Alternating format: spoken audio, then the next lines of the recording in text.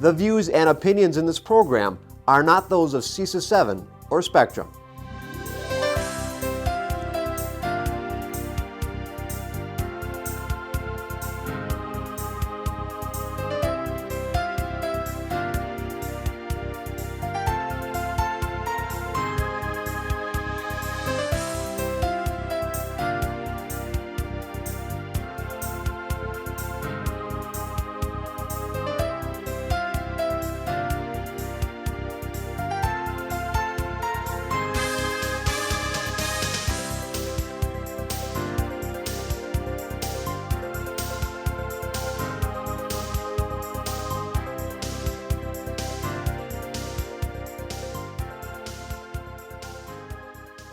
First, we'll start with roll call.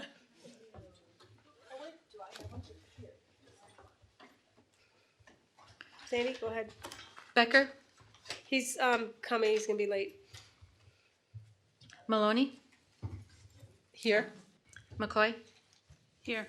Sitnikow, Here. Shelton, Here. Vandenheuvel, Here.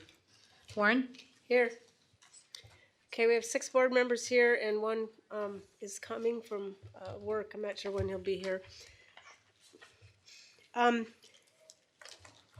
this point, this is our board meeting in relation to the budget, and I'm going to turn it over to Dr. Michelle Langenfeld to begin opening remarks. Thank you, Brenda. As we look forward, we have a balanced budget this year that once again is focused on meeting the needs of the students and families that we serve. It is intended to be aligned with our strategic directions and district priorities, which include academic excellence, engagement, personalized pathways, and thriving workforce. And I want to commend Angie Robley, our Executive Director for Finance. This is her first official go at this, but she has certainly been working tirelessly behind the scenes to make sure that everything and every detail is in place. And I want to thank our Chief Operations Officer, Pete Ross, who is here intermittently to get on board and be up to speed, so when he fully joins us in January, he'll be good to go. And then also the documents that are prepared and available to our public are the result of our communications department. So thank you to Laura Blakesley as well, and to everyone who contributed. So I think that it will be a very clear and important conversation as we begin this evening. So I'm going to turn it over to Angie and Pete, and thank you. Good afternoon. Angie Robley. I am the Interim Executive Director of Finance. And Pete Ross is also here with me, like Michelle introduced. I appreciate Pete being here as well on a part-time basis and walking through these things with the budget stuff with us and keeping them up to speed. So I thank him for being here tonight. So you'll hear from both of us. We'll both be speaking about a few different topics. So okay, I think we're ready. So up on the first slideshow, and I do want to, there were a couple changes to the slides. So our membership enrollment changed from Friday up a couple, 20 students. But, and as we'll go through the slides, there are going to be a few numbers that are going to change until you see the final budget to approve on October 21st. So there's a couple moving parts, but I'll point those out as we go. So this is the most updated slides, but it has changed since Friday slightly. So I'll point those changes out. So up here is just our schedule for the next couple of weeks.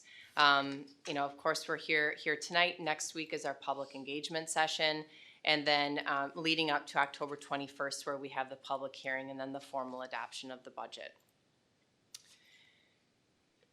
And here is the mission statement, which we are all very well aware of. So I won't read through that. So the purpose of the meeting, Wisconsin Statute 6590, we're here formulating a proposed budget, and then the public hearing and adopting a budget on October 21st. This mandates all school districts to go through this process, so that's why we are here today. So what we'll be walking through, the important factors that we go through, there's a few big ones. We will highlight those key areas for you and talk about how they fit into our budget process. I will be walking through all of the funds that make up the budget, especially the general fund, which is our largest fund, and special education. You know, we don't have time to go into details, but I welcome you to come in and sit with me within the next couple of weeks if there's anything that you really want to hone in on. And of course, we'll take questions at the end. All the other funds we'll walk through. They're much smaller, but that doesn't mean that they're not important. So we will kind of walk through those as well. And then at the end, we'll just give you a budget proposal summary as to what we're proposing and what you'll be voting on October 21st. So as we all know, in the last this last summer, the legislature did sign in our state biennium budget for 1921. A big impact. There were a lot of components that were part of that biennium budget, but I'm going to highlight the key ones that directly impacted us, and especially for the positive. One of those changes was the increase in the per pupil aid amount to $742 per student. That generated some additional revenue for the district. The downfall to this is that it will stay flat in 2021, so it will stay at that $742, but it did increase, which was a positive. And then another thing that we did see was the rev cap increase of $175 per student. That's something that we haven't seen by the state for the last couple years. The last two state biennium budgets, we have not seen an increase. So that increase was huge for the Green Bay School District. And in 2021, because we are a low spending district, that's going to bump up to $10,000 per student. So currently, we're at $9,727 rev cap, and that will bump up to $10,000. So that will be significant for Green Bay. So here are the big factors that come into play when we're processing the budget. Number one, fall property valuation came in the beginning of October, and it came in at $9,311,000,000. This is up 4.55%, and is a huge increase, very positive for Green Bay and the surrounding areas. That September student membership, or our third Friday count, is at 21,072 with slight decline, which we'll talk about further into the presentation. The state aid number, equalized aid, we won't get this finalized until October 15th, but right now this is our estimate of $161 million, and again, it will be finalized on October 15th, so we will be tweaking that number within the budget documents, but we'll let you know what that is next week. Another one that we haven't put a final, or haven't received a final number on, is the vouchers. We are proposing or estimating $6.6 million in voucher expenditures because that cap has increased another 1% from the prior year. So we are estimating an increase of $2 million here. So again, it's a hard number. We don't receive a lot of information on this number. So we will wait and we'll get that final number on October 15th. So here's a summary, some highlights of the 1920 budget. So we are proposing a balanced budget, $279.1 million in the general fund. We are also proposing a decrease in the mill rate to $9.97, which is the lowest mill rate since 2010, maintaining that referendum process promise that we wouldn't increase that mill rate. The average property value change, like I mentioned before, is up 4.55%. And then also special education. Special education fund has also increased by $5 million. So overall, that Fund 10 transfer to Fund 27 is at $35 million, just showing the commitment that the district has to special education. And the budget aligns with the strategic direction of the district and the board.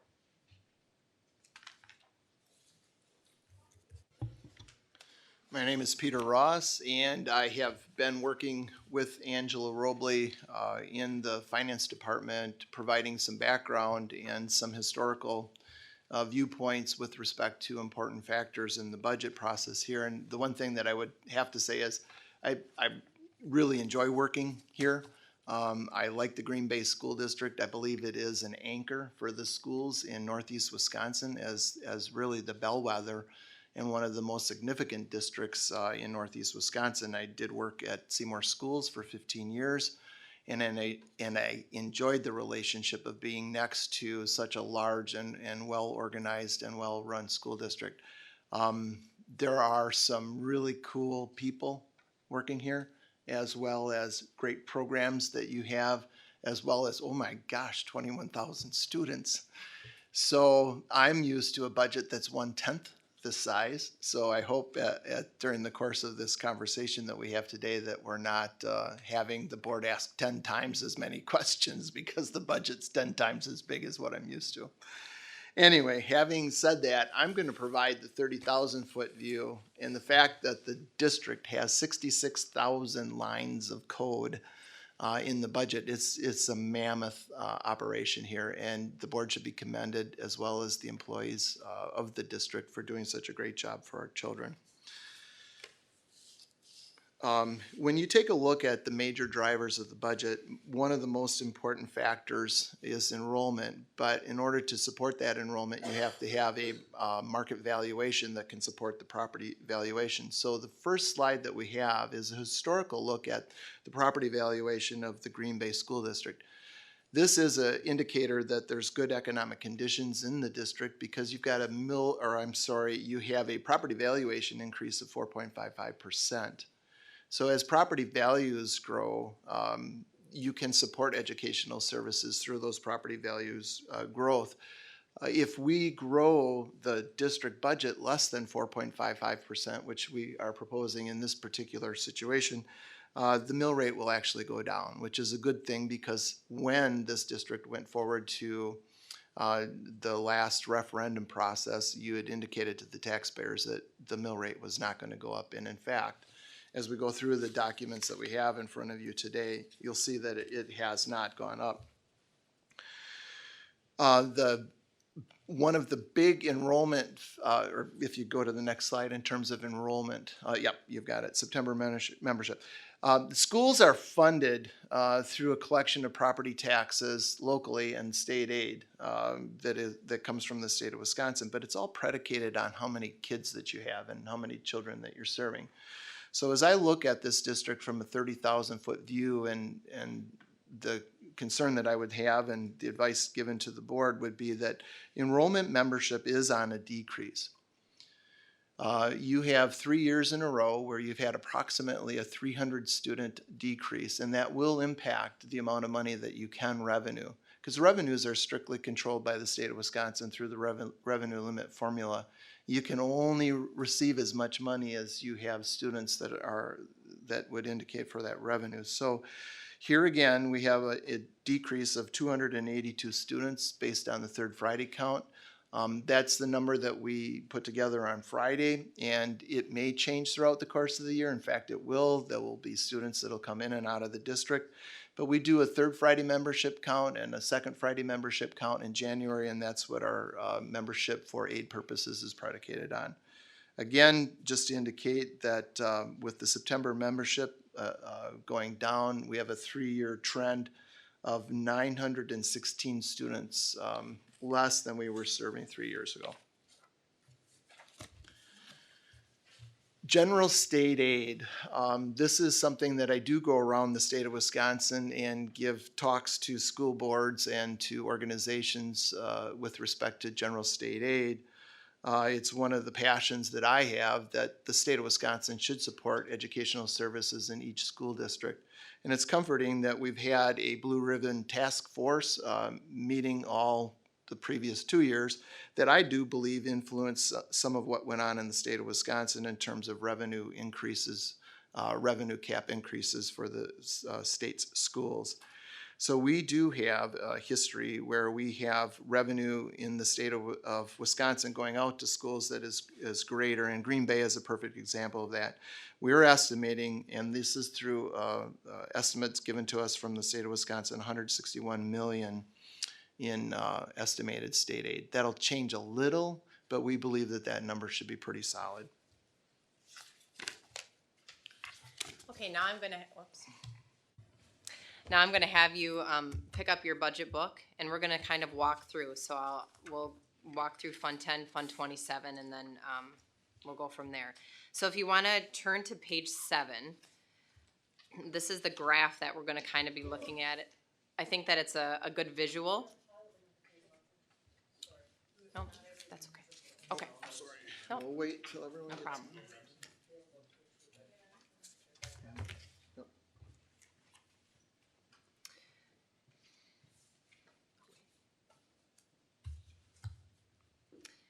So the general fund revenues, they are at 279.1 million, which is an increase from last year of 3.5 million, or up 1.3%.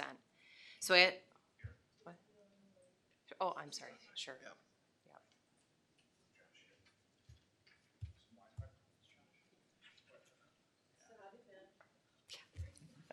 Great. Yeah. Right, yeah. Anybody in the audience like one?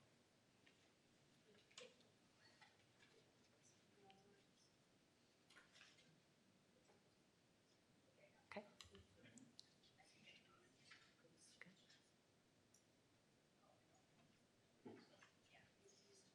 I think you're, go ahead, Angie. Oh, I think, go ahead. We're on page 11. 7. Are we on page 7? I'm on page 11. On the PowerPoint, page 7 in the budget book. Yeah. Alrighty. Yep, so, She's moving me and I haven't moved nah, yet. sorry. Okay, so page 7, so this is, so we'll kind of go through this graph a little bit. But revenues are at 279.1 million, and they are up 3.5 million from prior year, or 1.3%. So if we kind of take a look at that graph, you can see that our general aid is at about 57, 58%, along with the other state aid, which is that per pupil that we talked about, that 742 per pupil. So the state is kicking in about 2/3 of our funding, and that's what it should be at. So that's kind of showing, you know, how we are funded. And then, of course, the tax levy is most of what generates our revenue here at the district. Again, membership down 252 students. Some other factors, again, the per pupil aid increase, which helped the district. It generated about 1.7 million of additional revenue this year. And then, of course, the revenue limit per pupil adjustment of 175 was at about 750,000. But again, you're going to see a larger increase next year when that reaches that cap of 10,000 from the 9727 that we see per student on the revenue limit worksheet. Okay, I'm going to take you through the revenue limit worksheet. Now, each of you should have received a new revenue limit worksheet at your seat as well, because the numbers are continuously changing. So what was put together on Friday in the PowerPoint has changed slightly with respect to enrollment. Interesting thing about the revenue limit, it's been in place since 1993, so I'm thinking that's 25 years. Holy cow. I remember when the revenue limit law was put into place in the state of Wisconsin, we thought, well, you know, it'll last for 4 or 5 years and then we'll go on to something that's more realistic. Because the revenue limit strictly controls how much money school districts can spend. You're allowed an increase in the case of this year, $175 per student to increase your revenues, which of course then is what you can spend. The only way school boards and communities can have revenue that goes above the revenue limit by allowable law is to do a referendum to exceed that revenue limit, and those are known as operational referenda. Otherwise, you're stuck with and you have to stay within the revenue limit that's allowed by the state of Wisconsin. Since 1993, the first 5 or 6 years of the revenue limit formula, it was really designed to be impacted exactly dollar for dollar to the CPIU. And then after about 5 or 6 years, when the state of Wisconsin discovered that $275 and $280 and $290 a student which was what the CPI indicated that schools needed to raise their revenue, was too much for the state legislature to afford. The revenue limit got fixed to $200 a student. And those were better years than we've had recently, because the last two biennial budgets, not the most recent one, but the two previously, there was no increase in the revenue limit.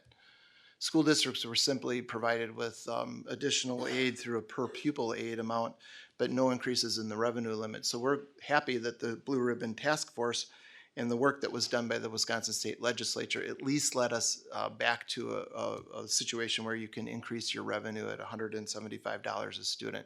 That's not enough, though, to keep up with inflation. So prior to the revenue limit law, school districts actually used a worksheet to calculate what their aid would be. Send it to the DPI, and the DPI would check our mathematics just to make sure that we did it right.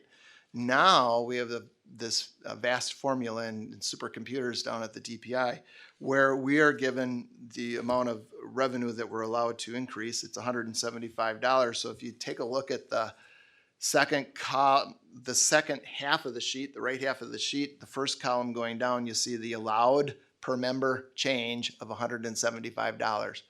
So when school districts take that allowed change, they do understand that that is what is allowed by law. And I want to emphasize the fact that that's not enough for schools to keep up with the inflationary pressures. But that's what you have. So about the only numbers that you can fill in on the revenue limit worksheet are your enrollment numbers. And we have placed our third Friday count of 21,072 students in there.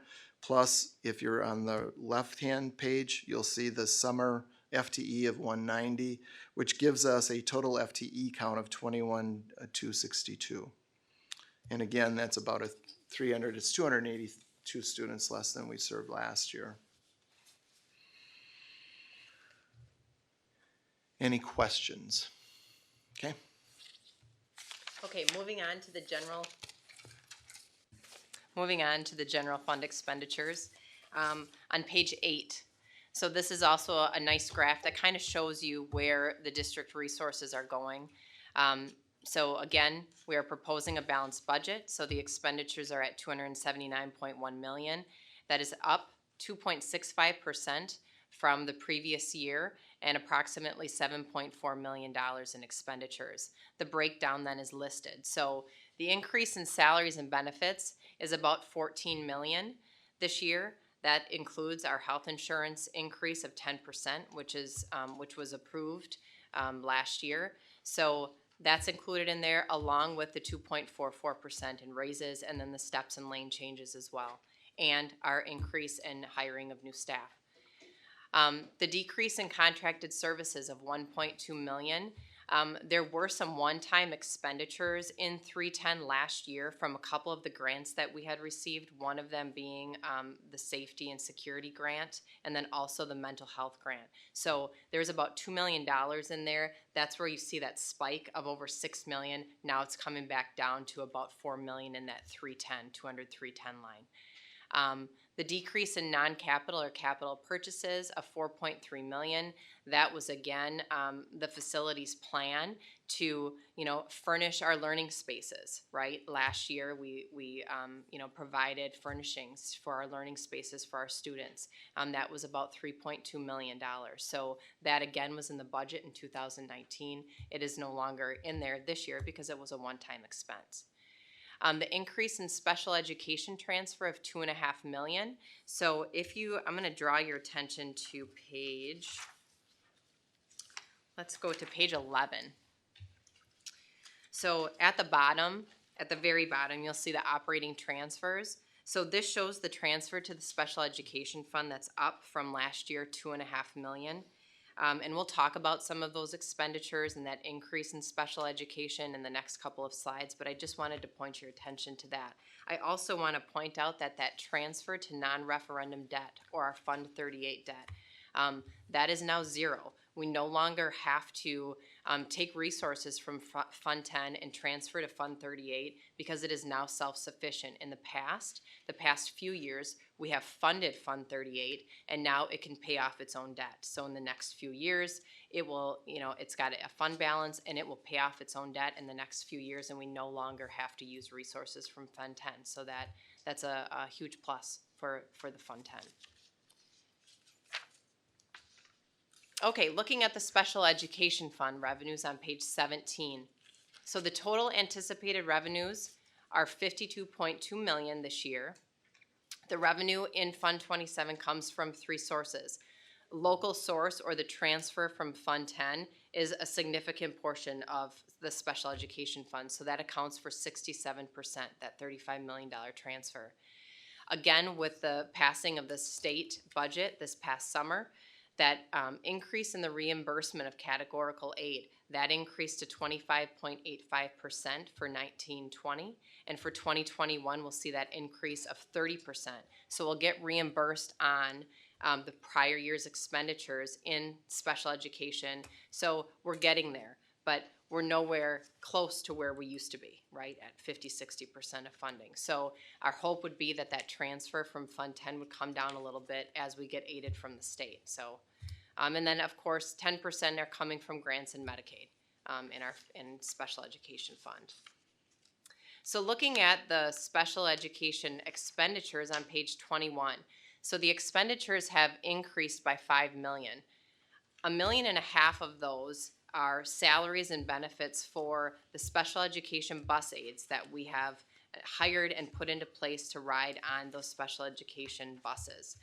So that was a big part of that increase, along with, of course, the benefits and salaries and benefits for special education. The maintenance of effort, as you are all aware, it's the school districts that we have to maintain a certain level of spending. And with the increase of benefits and salaries, we will be in compliance with MOE, and we've never had to worry about that, just because that is an increase that will cover that maintenance of effort. So looking at all other funds, and I'm not going to have you page through every single fund, but I'll highlight the key points and what to note on these smaller funds that make up the district's budget. So total of all funds is $382 million. So that's really everything across the board, including special education, Indian Ed.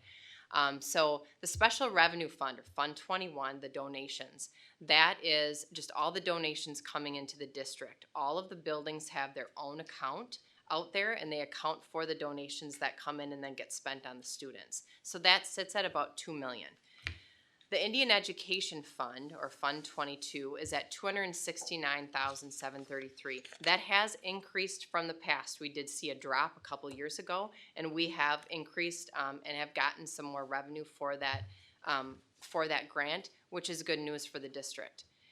The Head Start Fund, Fund 29, is at $6 million, and of course, as we are all well aware, that increase is because of the expansion of the program and also because of the one-time grant that they will be receiving to expand their services. So that grant, or that project grant, I call it, would be about $2 million, and then they received about $1 million in addition that they will continue to receive as they expand those programs, so on top of what they were already getting. The Debt Service Fund, we are going to be meeting with Baird tonight at 5 o'clock as well to talk about our refunding and the structuring of our debt. So you'll see that those funds increase quite a bit in revenue and expenditures because we are borrowing to pay off debt to save taxpayers approximately $11 million in interest costs because we're paying it up front. And we're setting up the district for opportunity to look at a referendum sometime in the future. So we're structuring that debt, which we're all familiar with. The Capital Projects Fund, or referendum, we'll see about $26 million are being expended in that fund. So we're wrapping up those projects from our 16-17 capital referendum. So that's where you see almost no fund balance left at the end of this year because those projects are wrapping up and we're moving on. Mike will be happy about that. The food service fund, Fund 50, is operating very similar to last year at about 10.7 million balanced budget this year. Lynette is not expecting to spend over fund balance. They're right where they should be per DPI statute. The Fund 72, about 40,000. That's our scholarships going in and out of there for the schools. So it's a pretty small fund. And then the Community Service Fund, or Fund 80. That's the one that we separately levy for. And we are planning this year to spend a little bit of fund balance, about 135,000 in there, which has been talked about. We were increasing that fund balance a little bit, and now we are spending it a little bit this year, and I'm assuming going forward. So we can sustain that for a while, but it won't be forever that we can sustain that. We got about a $1.6 million fund balance in Fund 80. Okay. Then I'll get to the nitty gritty of what your neighbors might be interested more in than everything else that we've talked about. And that's the levy that we're proposing with this balanced budget. We do have additional resources from the state of Wisconsin. We also have additional levy authority from the state of Wisconsin, and the combination of equalization aid, per pupil aid, revenue authority, and property valuation is putting us at a situation where we are going to ask the local taxpayer for a levy rate of 9.97 or less. We hope that we have budgeted conservatively, and that may be slightly less, but we think our numbers are pretty solid at this point. But our expectation would be that the levy would be 997 or less. The interesting thing about taxes in a municipality or a school district where there are several municipalities is that it's not shared necessarily equally across all municipalities, and sometimes that's hard for taxpayers to understand.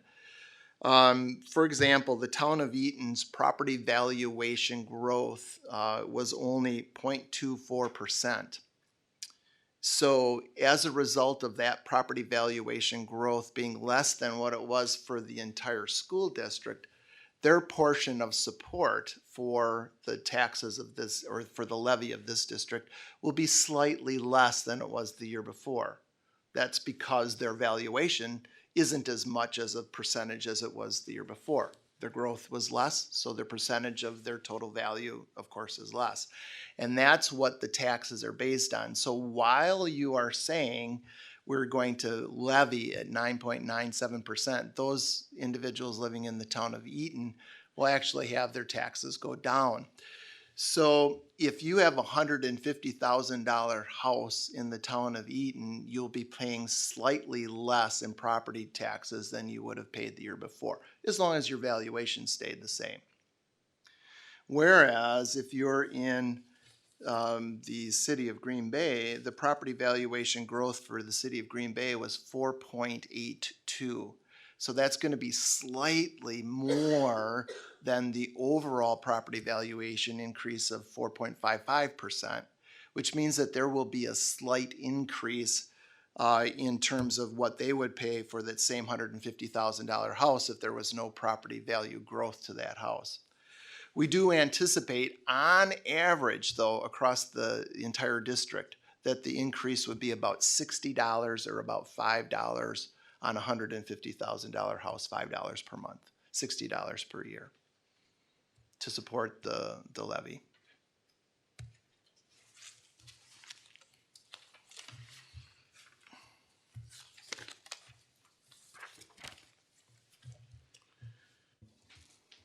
So we are proposing, or are you going to do it? Go ahead. Okay. So we are proposing that the general fund is balanced. There will be some tweaks between now and the 21st when you'll certify that levy.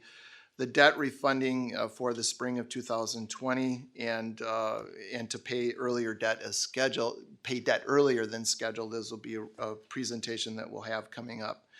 We're expecting that the mill rate will be about 9.97 and potentially slightly less than that when we're finally done with all of our numbers.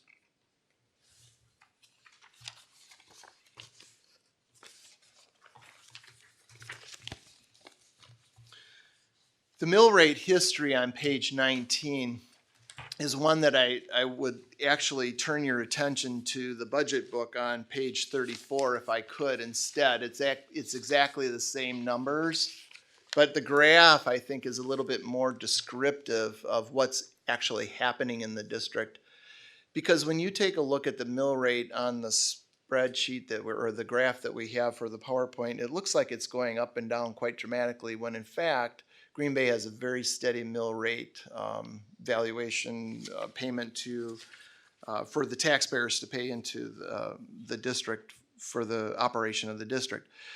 What I like to look for, and all this information is on the Department of Public Instruction site at the DPI in Madison, is I like to look for districts that have a very stable mill rate approach to their budgeting practices. And this district is certainly in that category. What you want to do as a school district is make sure that taxpayers don't have a surprise. You don't want to see great swings of the mill rate either up or down, because if you have those great swings, the taxes that they pay from year to year are unpredictable. And instead, you know, it's good management practices by the school district to make sure that the mill rate moves very slightly from year to year. And as you can see, the graph that's on the screen from the PowerPoint or the graph that you see on page 34, it's very steady. And in fact, over the course of the last 5 years, there's been a slight decrease in the mill rate every year, which means that you have a very predictable property tax situation for your taxpayers, and I think they would appreciate that predictability.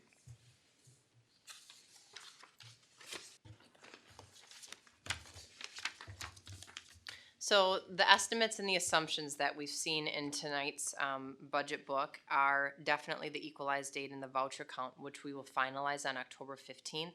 We'll bring those changes on October 15th at the public engagement session, and then you'll be voting on the final numbers on October 21st. So we'll provide a summary document that shows what numbers changed. We won't change the entire budget book, but you'll just get a summary of what numbers have changed within the revenues in Fund 10. And of course, salaries and minor staffing are still being finalized, so there are tweaks being done as we move through. A budget is a working document, so we will bring forward any major changes that come about within the next couple of weeks and further on down the road as well if we have anything that changes dramatically from October 21st. And 2021 budget, because we have the state biennium budget that was passed this last summer, it's much easier to predict what our revenues are going to be. Expenditures are a little bit more tough, but at least we know what we've got coming into the district based on flat enrollment or decreasing enrollment. So our projections are out there, and we are working on what 2021 looks like as well.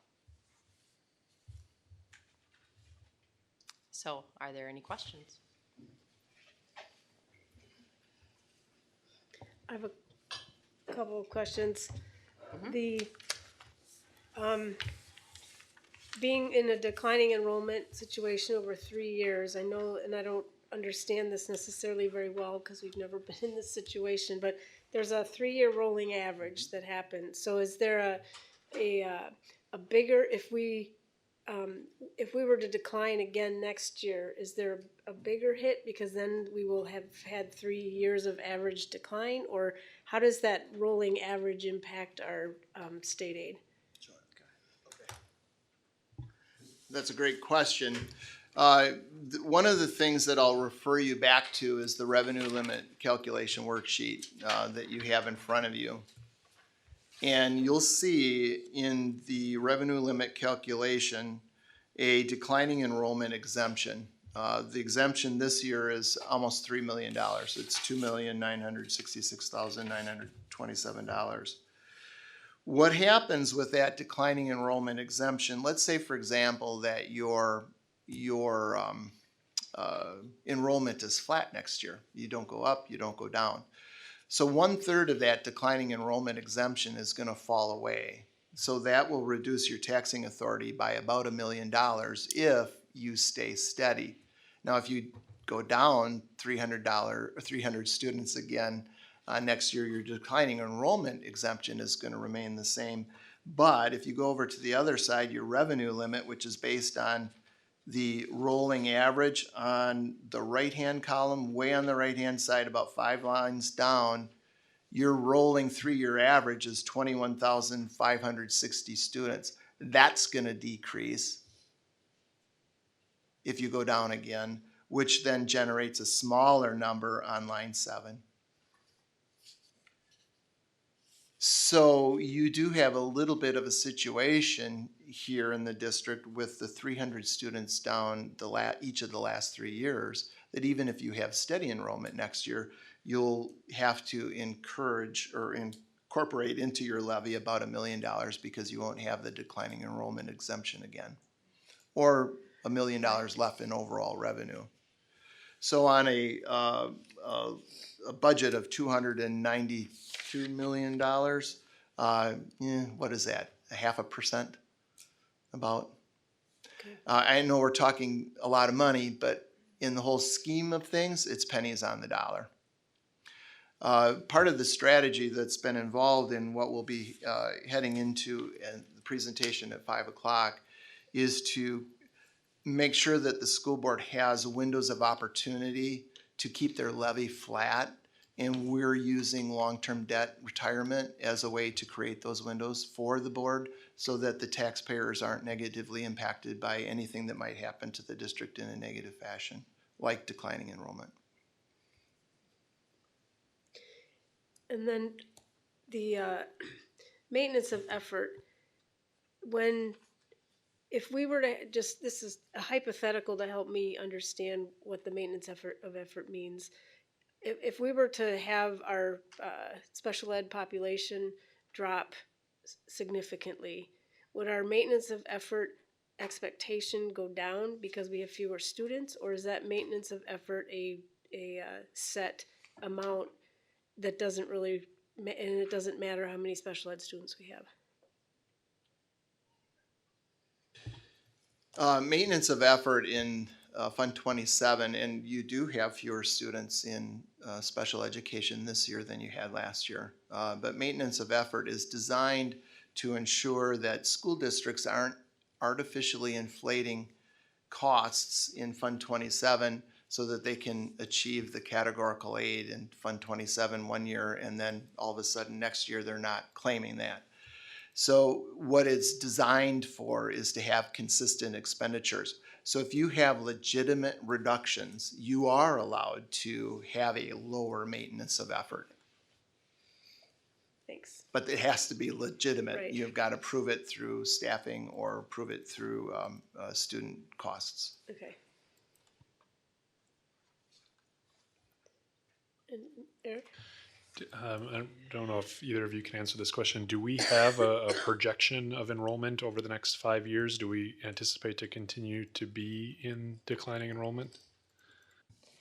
Yes, so we do have a projection, and we are projecting to have a decline in enrollment. We've got a 5-year projection report that Facilities helps, Mike Stengel actually helps put together, and that is what we are projecting, but that's what other school districts are also seeing from the birth rate, right? I mean, you know, people just aren't having as many kids anymore, right? So it's not just Green Bay who's seeing this decline, it is across the state.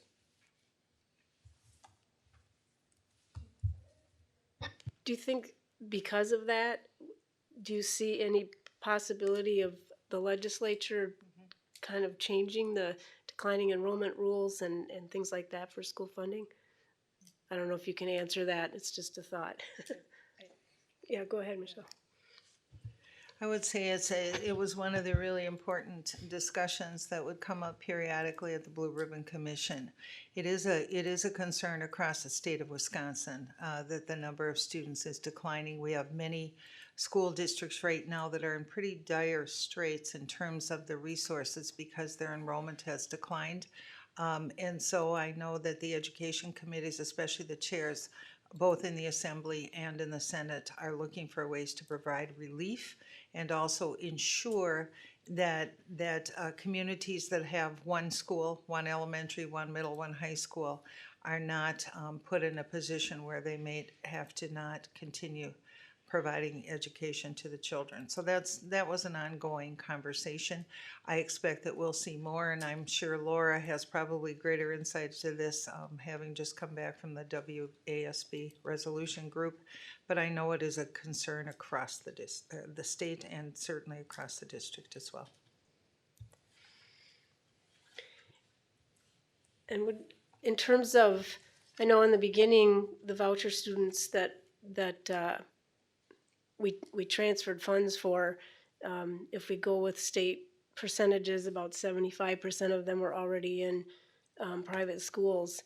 And I'm just wondering if we have any sense, and so those, that first wave of kids didn't cause a decline in our enrollment. But I'm thinking now, as the voucher program continues, that the new voucher students that are in the private schools may have been our students. So some portion of the declining enrollment may be from the voucher students, or do you think this is, or do you think more of this has to do with just declining birth rate? I think there's a couple of factors there, Brenda. For one, the income limit for the voucher students, that does change. So it does, increase or decrease. So if you had a student that was in a private school that didn't qualify last year, they could qualify this year, because that does change that range of income if you're eligible for a voucher. So you might have some of that, and I think you have also students who are enrolling out and enrolling in as part of our declining enrollment. There is some of that as well. So to put our finger on it, it's hard to get information, right? So it's hard to track what's happening with the voucher kids, but yes, I think you're a little bit of both is going on. Yeah. Rhonda? I have a few questions. I'm actually wondering if anybody could speak to, and just to clarify, on the Fund 10, the general fund. Page 12. I'm looking for, when it says elementary instruction, secondary instruction, what does that all encompass? So these are our sub-functions, right? So elementary, that is all staffing and all costs that are included in the 110,000 sub-function. Same thing for like secondary instruction, that's all staff, all supplies, anything that is going towards the building, that's what's included in there. What about other special needs?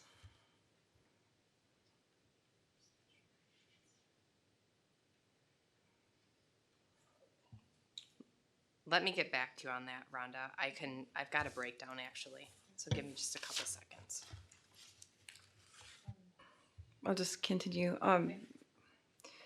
because the average person looking through all this, it's overwhelming. A lot of people typically look at this graph specifically. It's, I would think, the most it's the easiest to look at and maybe absorb. But I think it would be good to explain specifically what's all included in this. So when we look at pupil services, what is that? So I do have a breakdown on what is included in these sub-functions. It may not be all encompassing, but at least it will give you an idea of what's in there. So the other special needs would be things like EL programs, gifted and talented programs. So our 1-7s. So that's what's included in there. When we look at pupil services, that's everything that is, I guess like our pupil services department. I look at like the instructional services, teaching and learning. That's really where that department falls. The general administration, that's all over. That's pupil services, non-instructional, 4K extended learning or summer school, college career community partnerships, executive directors, that's, the board, legal. So all of those are in that general administration bucket. Yep. Did you say the board is included in general administration? Yes, like the elections, like there's a couple budgets that are in there, in that general administration bucket. What do you mean when you say elections? We have a small budget for elections, like when we have, like the April referendum, we do get charged some from, like, the city of Green Bay and the county. So there's, that board budget is included in there. Notices, advertisement. Yeah. It has to be legal notices.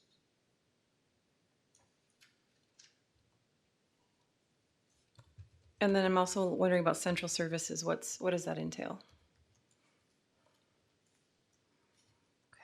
So you'll see that big drop from 17-18 of 15-9. That was technology. So DPI mandated we had to change around some sub-functions and also where we put object codes. So in 17-18, you'll see that number and then you see the huge drop. That's technology, and they actually moved to that other support services in 290.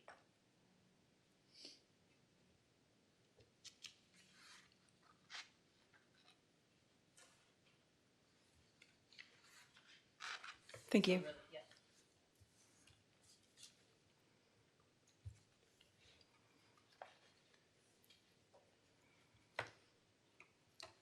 Any other questions? Actually, yeah. Go ahead. You had mentioned that there was some fund balance being spent into Fund 80. And what is that used for? That was Fund 80 fund balance, correct? When you were talking about that? So it's a different fund balance from the one we usually talk about. Right. Yeah. Yep.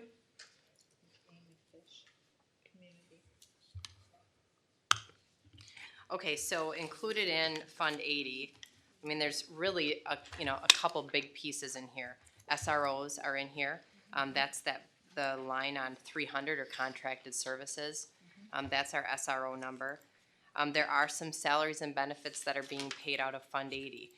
Some of those include, and I shouldn't say some because there aren't many, but there are a couple site coordinators for our after-school programs are budgeted in here.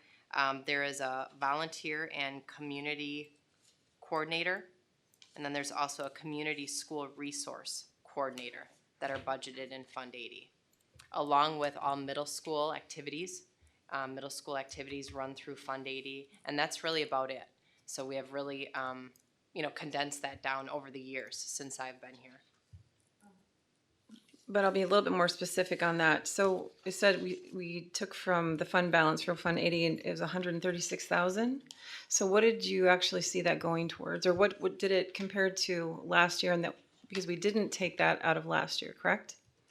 So what did that actually come from this time, or what is it going to be used for that it wasn't used for last time? Sure. So really, when you look at that salaries line item, just the jump from 406 to 580. So of course, that includes, the raises, and then some of these are new positions. So the site coordinator is a new position. I believe the community school resource coordinator is a new position. So there were a couple new positions that were added to Fund 80. And then the SROs, of course, we pay a little bit more for their raise and benefits as well to the city. Also, I think it's important for you to take a look at, again, and I'm going to come from the 30,000 foot view. When you take a look at your revenue in Fund 80, it is a levy, and your levy hasn't changed since 2014. So the levy is $2,764,000. You're spending more money in Fund 80. Fund 80 is one of the funds that you're allowed to carry a balance over. And so what is happening in Fund 80 is the revenue has remained the same since 2014, and you are spending more money than you're taking in. So you could raise the revenue by taxing more for Fund 80 if you want to match those expenditures. Go ahead. So you mentioned that we're paying more to the city for SRO salaries and benefits. Can you expand on that, please? So the SROs are supported by the city. So then when they give a raise or when their benefits change, that cost is passed on to us.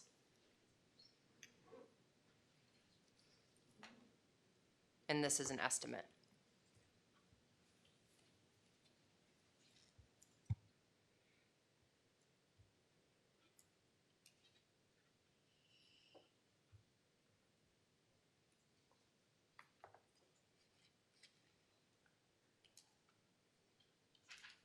And I just have one last question. I noticed on page,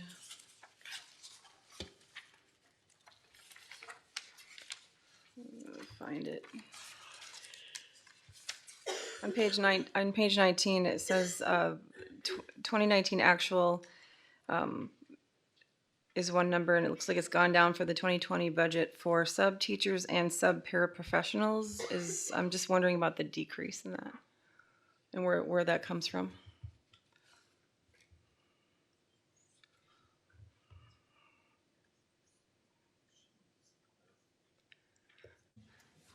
So is that, I'm sorry, Rhonda, is that the 201.33?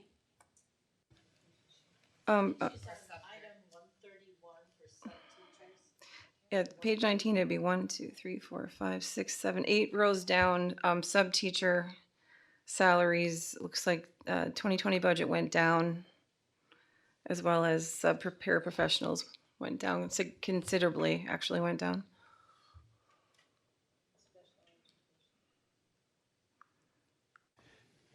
I'm going to come at it from a 30,000 foot view again.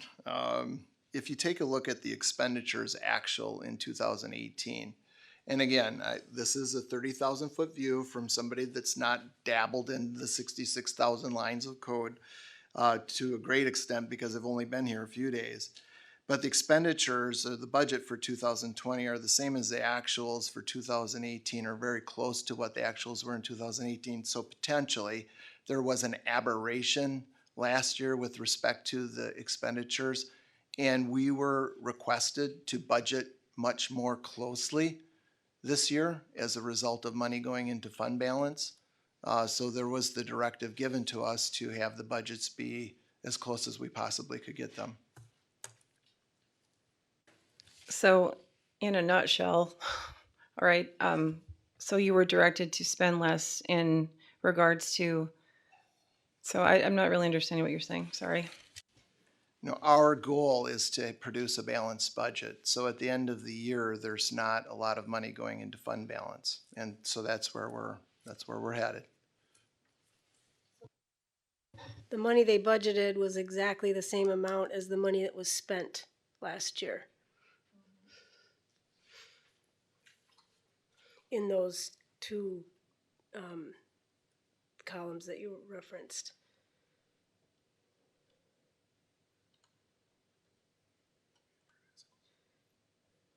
Andrew? But overall, as a result of spending, reducing spending, we ended up at the end of the year having money going into fund balance, correct? A lot of it? I'm going to say this one more time, 30,000 foot view, about a penny on a dollar went into fund balance. You have a all funds budget of almost $400 million, $363 million, and you put 3.7 into fund balance. So that's about a penny. It's pretty hard to budget closer than that, but we have made every attempt to do so.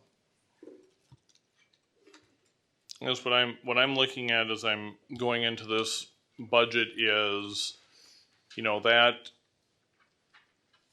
one, I am not interested in playing it so safe with projections that we have $4 million go into general fund at the end of next year. I don't think we want to make a crazy budget projection that we know we're likely to overspend, but there is a balance, right? You have to choose an amount that you think is going to hit the nail on the head, and 1% off was pretty good last year, but I look back at how big that number was at the end of the year, wishing now that maybe I had proposed certain things last year, or we had done some mid-year corrections of class size and whatnot, if, you know, if things were headed that way. So, I want to make sure that, I guess, I don't want to approve a budget based on ultra safe projections. I'd like to budget it on a safe, moderate, reasonable projection, if that makes sense. I think that's the budget that you have in front of you, is so that there's not 3.7 million going into fund balance.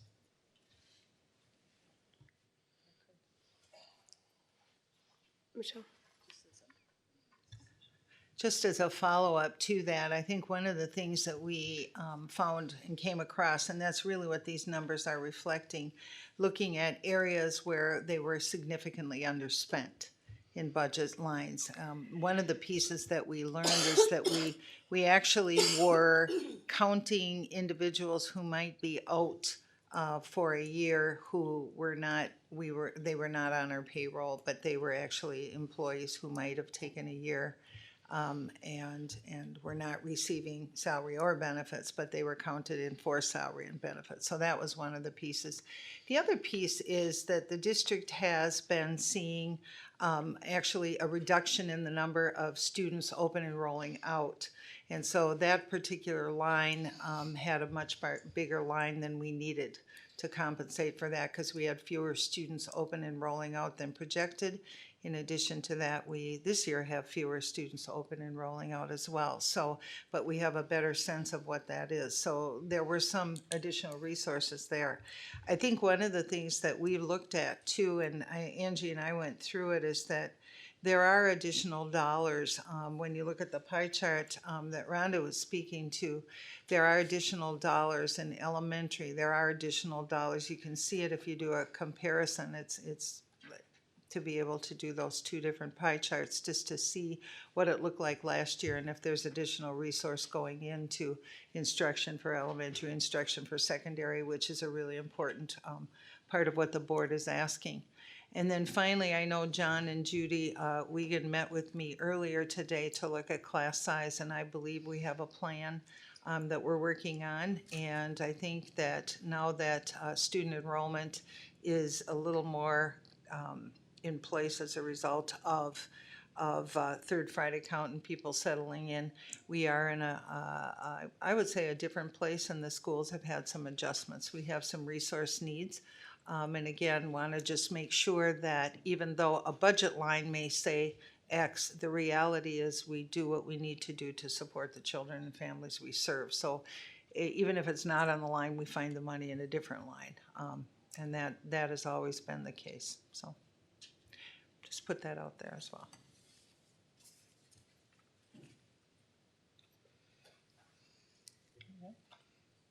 Any other questions? Can I invite the people? Yes, so we'll have, go ahead. I just want to make sure that tonight was the first go with the board deliberation that took place October 7th. But I want to make sure that our public comes out for public engagement on Tuesday, October 15th. And that's at 6 o'clock right here in the boardroom. But if the public is not able to come, I know that you can weigh in at the district level through the budget or on our website, but certainly ask and invite anyone to reach out to their board members, their elected officials, and also I know Angie and Pete, you offered to meet with any board members, but I would also say that the offer is extended to any community members as well who have questions and have interest about our budget proposed before you. The public hearing is then on Monday, October 21st at 6 o'clock, and then it will follow the public hearing would be the budget adoption. So again, we'd love the public to come out and engage in this very important budget. It is their budget, a budget for the students and families that we serve. It's our budget forward for our kids, so thank you. All right, then we need to vote tonight to approve the budget. And this is different from adopting the budget, which is what we do on the 21st. But this just gives our approval moving forward to that this is the document they'll be working with. So at this point, I'd entertain a motion as listed. I move that the 2019-20 budget as presented be approved. Second. Andrew? Yeah, so just to be, we're essentially approving, this document as being the base document that'll go forward. Right. And, I mean, I think for me, although I do have ideas for amendments, I would just as soon wait and hear public comment and stuff before, I might, rather than propose them now ahead of public comments. So I just wanted to make sure that everyone's clear, and for those who are watching, how it works, that we're approving this document to be used in our next phases of. Okay, thank you. When were you planning to propose amendments? Well, Because our meeting on the 15th isn't posted for voting, is that correct? Yeah. right, that's just public engagement. I would Right. assume at the adoption is when you would have the final chance for, and maybe I won't have any. I mean, Okay. but But I'm if, I mean, just- to do it, But if you're proposing an amendment that requires a change, it's difficult to vote on that at the end if the amendment hasn't been proposed to the people presenting the budget. I guess I'm not sure what kind of amendment you're thinking of, but I'm just concerned well, I'm that not, if you. I'm a little, perhaps I'm jumping the gun a little bit there. I want to make sure that I'm not locking myself in. I mean, after, further research, maybe, I might have some more questions about whether the large increase budgeted in health insurance might be too safe of a cushion, but I don't know enough to propose amending the book yet. Right, but why don't you ask that question today so that we aren't, I'm concerned we're gonna be faced with, if an amendment you propose passes and it requires work, we won't be able to vote to adopt the budget on the 21st. And I don't know there's usually a deadline for, what is it? November 1st. So then we'd have to schedule another board meeting to adopt the budget. So, Am I correct in my thinking, or I don't want to cause a problem if there's not a problem, but I'm just trying to anticipate. Go ahead, Rhonda. So I've watched county board budget meetings, so a lot of city council budget meetings. I think, at least from what I've seen, other levels of government do, you're presented with the budget. You need time to, obviously, I mean, we just received this, so you need to absorb it. You need some public feedback. I can't imagine how you don't do that first and then possibly look into making amendments related to the budget, to the feedback, and then possibly go through and, I mean, that, I've seen every government body I've ever watched do a budget. That is exactly how they do it. And so they take the budget, they look into possibly things that they have concerns with or that maybe the public has concerns with, and then they come back and then work that out. Yes, I'm sure it does require work, but I think that's kind of our job. So I don't know how that would not happen. So if there's an amendment that requires a significant change in the budget that can't be done on the fly on the 21st, then we would have to schedule another board meeting to come back and adopt the budget. Is that correct? Or can amendments be done on the 21st on the fly? I guess I'm a little nervous about taking a $300 million budget and making changes on the fly. I'm just trying to figure out how to make this. I understand Andrew and Rhonda's need to have input and to have the opportunity to make changes, but the way it's set up now doesn't make sense to me as the best way to do it. So is there another way, aside from scheduling another meeting after the 21st. In the school district where I had been superintendent and business official for 15 years, we did a preliminary budget in May. That would afford possibly the opportunity for the board to take a look at some of those changes, but the vast majority of the expenditures of the district are in salary and benefits, and the board did approve, we'll use health insurance as an example, the changes in the insurance policy and the cost thereof. So on that expenditure, you multiply that by the number of the policies that you have contracted to provide employees, and you come up with the amount, and that's what's in the budget. So there really wouldn't be a way to trim the expenses of a health insurance line item in any one of the budget lines. I'm really confused about that. Or any of the contracted salaries with employees. You approved a pay increase, so that's been incorporated into the budget as well.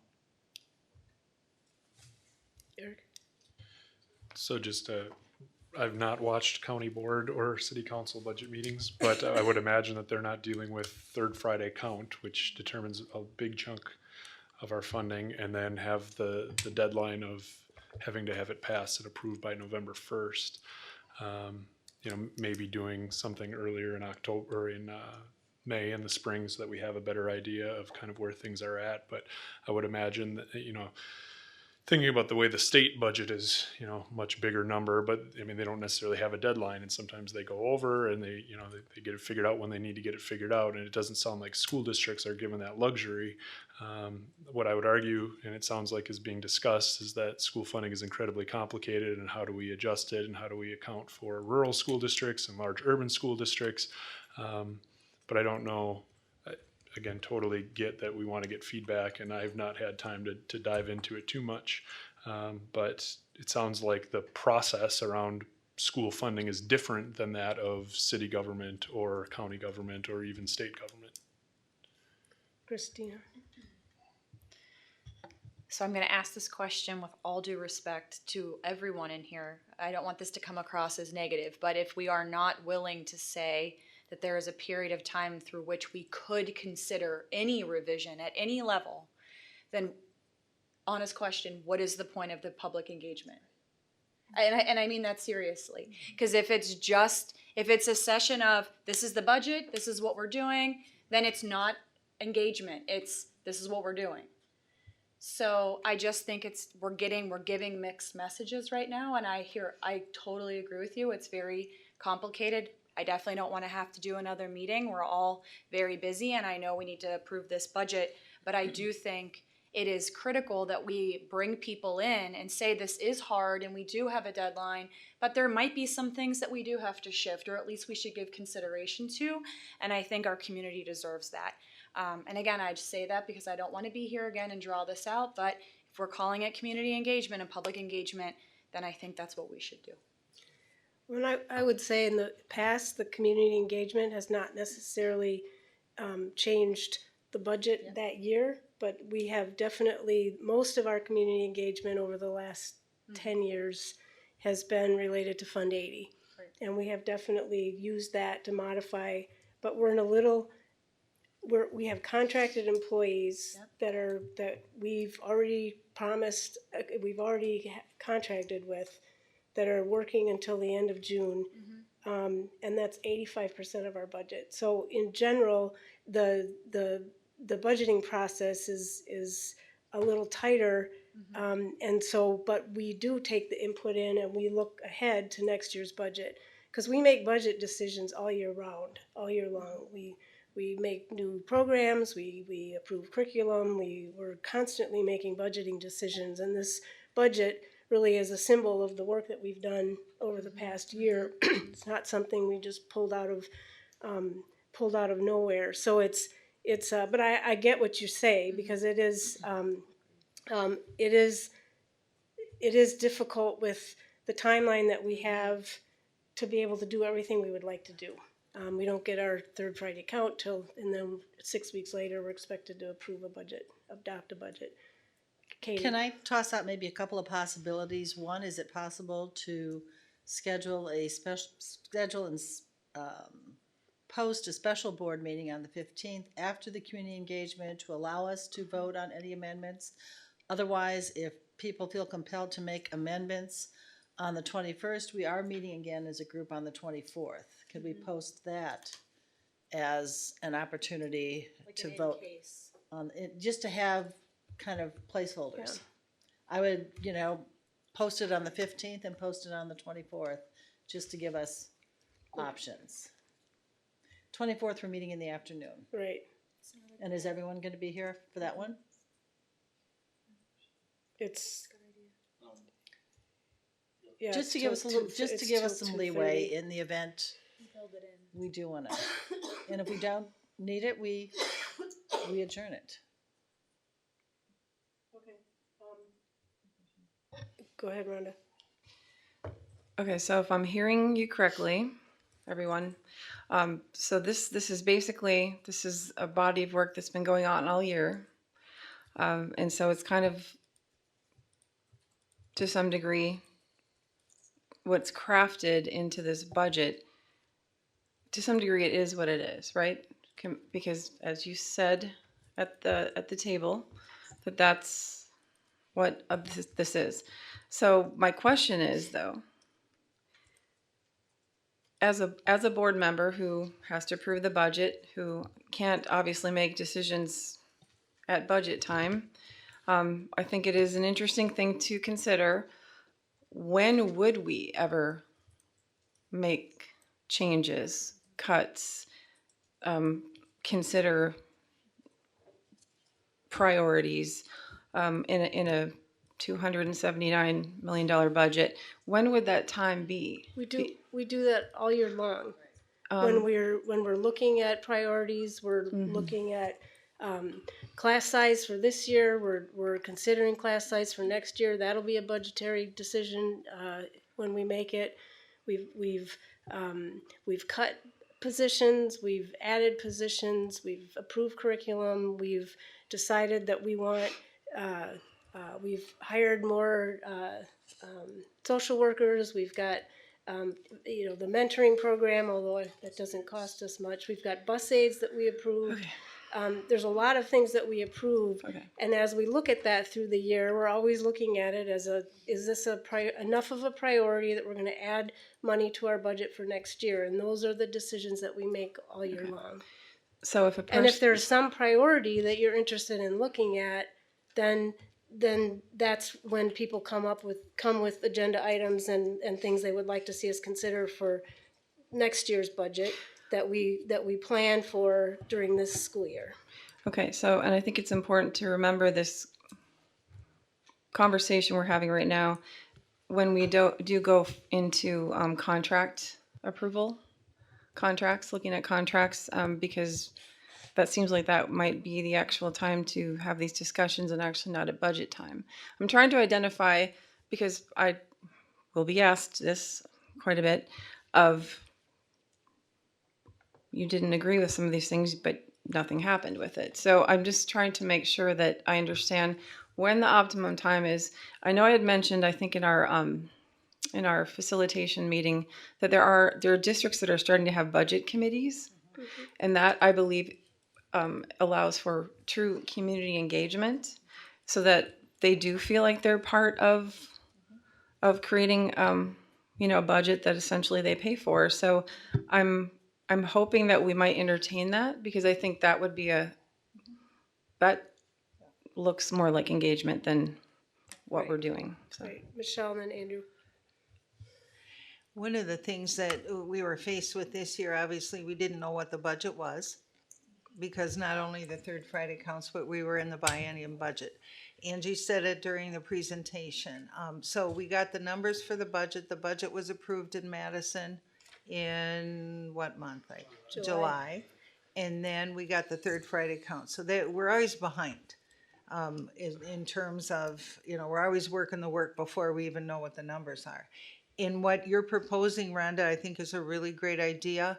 We start staffing and budgeting. I mean, we can start right away because at least we know what the budget is. We don't know what the numbers will be, but we can make a guesstimate as to what it is based on projections and start that process. And I know there are other districts that do that, and we talked about that at the meeting I was at with you. And so I think there's great benefit in that. I think sometimes what it affords us the ability to do, especially with community, is have an even greater understanding of what our budget really is and what the complexities are, that, you know, there's so many different things you can't do or can do within timelines. So I think it's a great opportunity, and I will go back and set some time up.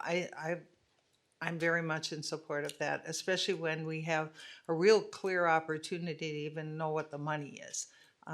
That's, you don't always know because of the biennium budget coming out of Madison, but this one is very predictable, which really helps. The other thing too is, it really affords those involved to really understand school finance, and that's not an easy thing.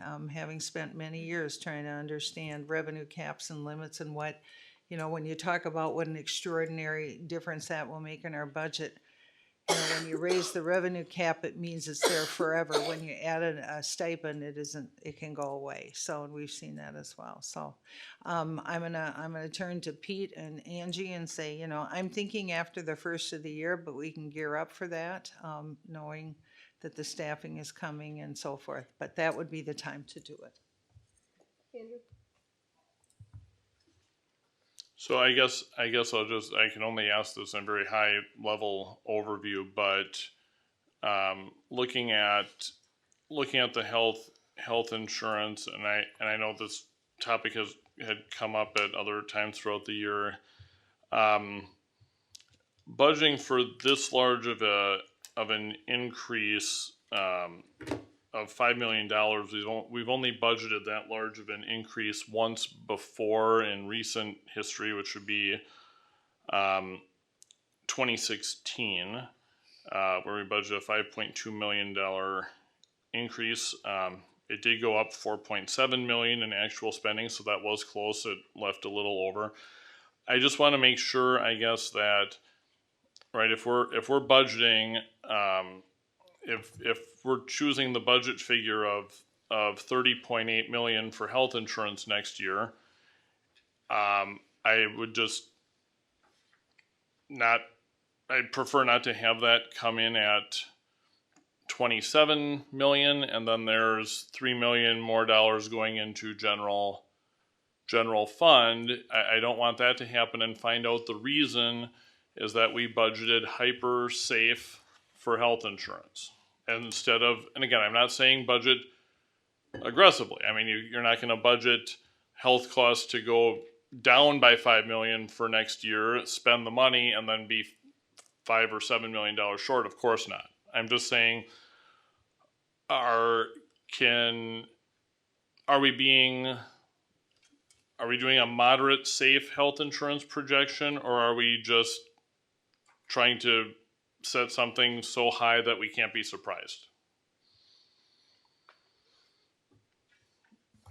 Yeah, so I can speak to that a little bit, Andrew. So the budget estimate in the 2020 budget, so if we have vacancy positions out there that we have to fill a spot for, okay? So if there's a salary out there that we have a position that we have not filled, we do budget for the family plan. We are conservative when we budget for that because, like you said, we don't want to find ourselves on the other side of it and be in the red. So how many of these unfilled positions are there? I can't speak to that. I get that information from Human Resources, and then it's pulled into the budget. Okay, and that's fine, but certainly to budget, and what I'm saying here does not apply if there's 5 or 6 of them or something, but assuming there's quite a few and they come and go throughout the year, statistically speaking, given that there's a certain proportion of people on each plan, if the numbers are sufficient, and it reminds me of discussions at the city was having about like, when they had, there's 2 teachers who work for the city, yeah, maybe you budget those, that entity would budget it as both family, cause there's only 2, there is a reasonable chance. There is essentially 0 statistical chance that, say, 20 out of 20 would be family plan. You could budget for 15 to be family plan, and that would still be hyper cautious, correct?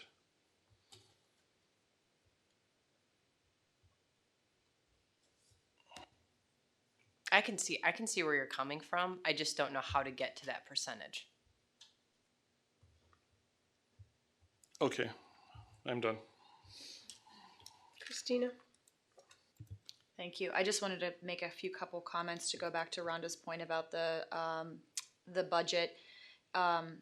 Last year, the organizational support group used to meet, and I remember last year, we didn't do that this year, but we had met before this meeting to go over the budget, correct? Andrew, you were there too? So we like met as an organizational support work group, correct? About the health insurance? Well, but also about the budget before, like the whole thing. Did we? So I just, sorry. Okay. I just would like, maybe we could make sure that that happens next year, because I think that could fill sort of a gap of what Rhonda's talking about, because you could also then invite everyone, because we're going to start meeting that, doing that group again, and we could also invite other board members if they wanted to. But I also think, to go back to your point though about perhaps maybe there is something in the spring or sort of some mid-year checks, because Brenda, your point of saying like we do that all year is really valid, but it's also really difficult to, when we're like doing those chunks, to sort of see it how it works within the big scope of the budget, especially those of us that aren't budget nerds. I say that with a lot of love. That's why we have the. Right. So I just, maybe we could talk after the meeting about how that looks, but I do think there's a lot of value in having those conversations more strategically with the board throughout the year, so that when we're sitting here, we have sort of ongoing learning opportunities, because it is a lot. I like the love for those of us that enjoy the budget, and I am one of them. You have a unique opportunity as well, because this coming year, 2020, 2021, you have a biennial budget that you have a known amount of money that you'll have to work with.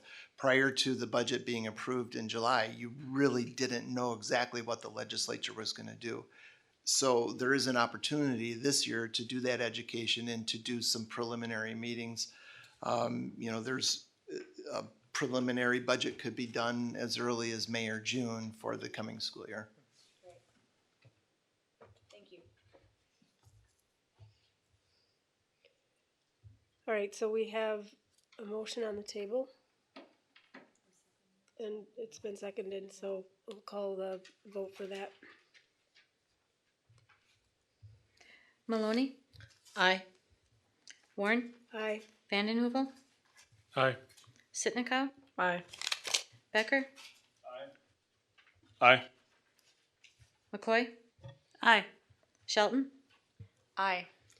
Carried 7-0. And I want to thank Angie and mostly Angie, Pete. Okay. Good job, Angie. Mostly Angie for all your work on this, and it was a really good presentation. I think laid it out very clearly for us. So thank you for all. Angie informed me this morning that she was awake at 1 o'clock thinking about today. She did a great job. Yes, you did.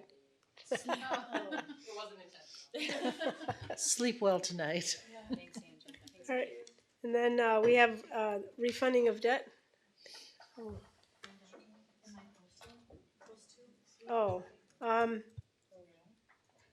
Let's see, what's the date today? The 7th? Today's the 7th. The 15th, no, the 15th and the 24th. Just to give options, so that we're covered and we're not worried about that. So then what, do you just post it and say it may or may not happen? Or we can just, Needed? Or can you? I have to post them. yeah, right. I can't say if needed. But how soon do you have to post the one on the 24th? Technically, it's 2 days. So then we would know by the evening of the 21st if we need the 24th. So could you post it? On the 22nd? That Okay, works, and right? And then nothing on the 15th. Well, the 15th would give us an option to vote on a Any amendments, modification, yeah. and then still be able to take action on the 21st. I'm just trying to keep some options available. So that could just be immediately following that could be Right. part of course, you've already posted that meeting, but, I didn't. oh, you haven't? Well, Okay. yes, I did. I did. It is So it could just be part of that 15th meeting after a special board meeting. public engagement, special board meeting. Special, With the option, I mean, then we won't have amendments to post, but on the agenda, but at least we So have your a agenda item is going to be deliberation of budget again? Or what do you want the agenda item to be? budget deliberation. Yeah, and then how do you, by the fact that you call it a special board meeting, we can vote? Or you have to indicate that voting might take place? Potential action. Okay, you just put potential action on the agenda? Then it would be Or the the- same motion, either approved as written or as amended. Well, we just did. Voting the amendment. But not on the 15th. Right. Oh, That's just to vote on any amendments. right, Oh, okay, That's the yeah. option Yeah. to vote on amendments on the 15th. yeah. Okay. Thanks. So whatever you, yeah, however you wanna Yeah, then we have put that. options. And then the 24th would be at 2:30, But that I'm not going to do until the No. 21st. right? We'll decide But on I'm the just 21st. clarifying that that's That's right, it would be a 2:30 meeting. Yeah. Right, okay. Oops, thank you. Thanks, Pete.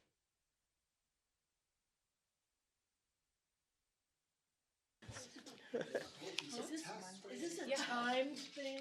All right, so, I don't, Angie, do you wanna introduce Mike Clark, or, I can?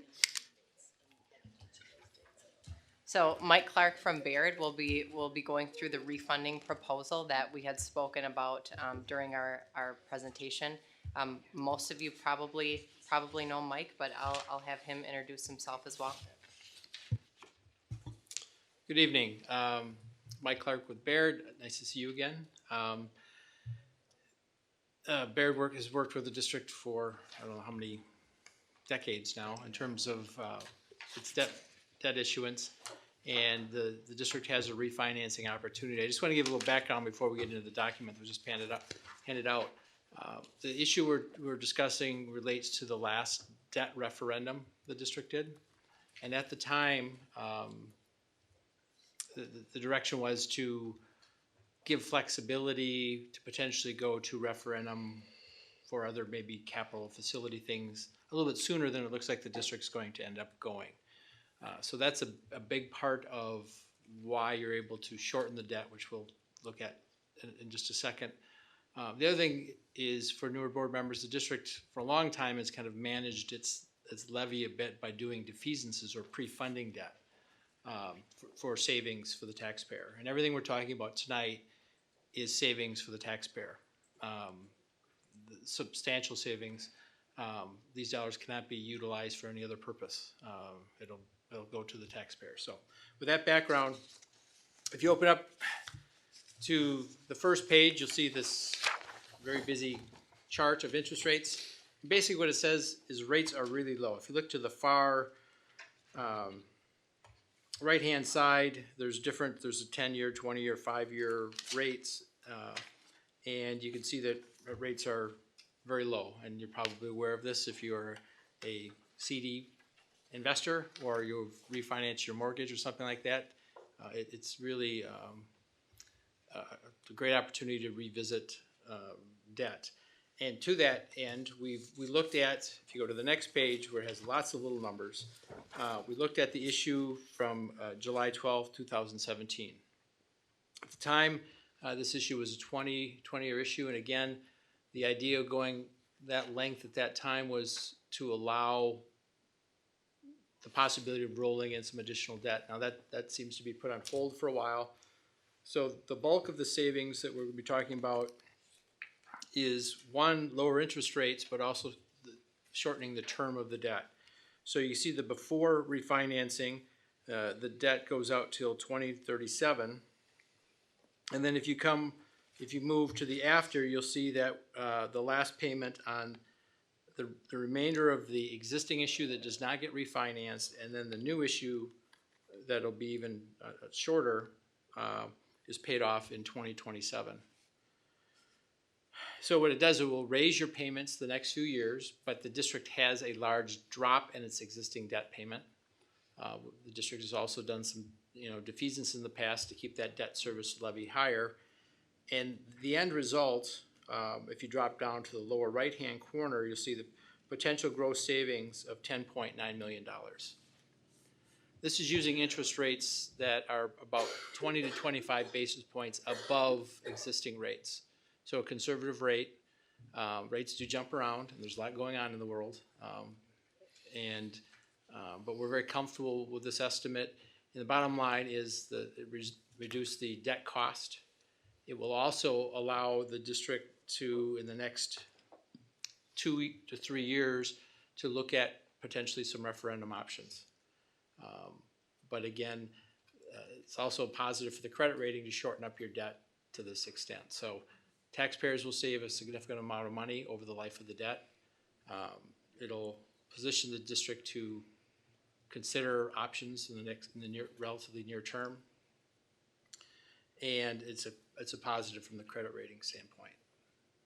The one thing this is, you'll notice it's a taxable general obligation bond, and meaning that the buyers of this debt will pay tax on the interest, and typically the school district has always issued tax exempt. The reason it's taxable is the IRS does not allow anymore, it did in the past, to utilize tax exempt rates for advanced refundings in advance of the call date. And the call date on this issue is 26.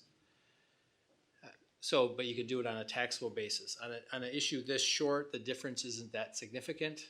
And again, the savings is such that it's substantial enough to do it on the taxable basis. And you can look under the after refinancing, you'll see the taxable issue, the $39.8 million. You'll see that 26 million of that is paid off in the first 2 years, and the rate difference in those first 2 years is not tremendous. And the fact that if you would wait to see if the law ever changed, it may not. But even if it does in 2 years, you've given up 2 years of interest, and if interest rates have moved higher by the time the law changes, you might be paying higher interest rates anyway. So we have no real concerns with utilization of the taxable GO. So with that, I'll conclude my comments. Take any questions you might have. This will be coming back to the board on the 21st.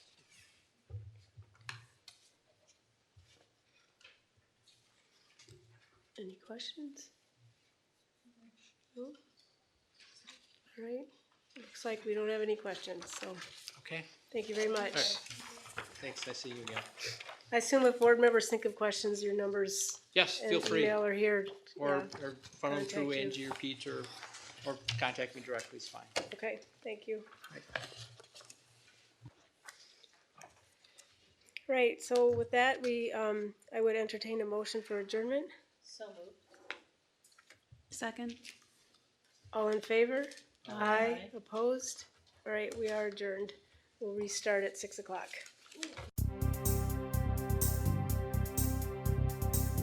You have been watching the Green Bay Area Public School District's Board of Education meeting.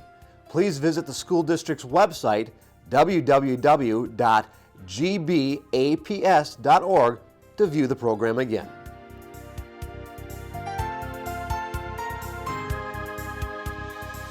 If you cannot fully access the information on this video, please let us know the accessibility issue you are having by calling 920-448-2025 or by email at communications@gbaps.org. We will try to provide the information to you in an alternative format and/or make the necessary improvements to make the information accessible.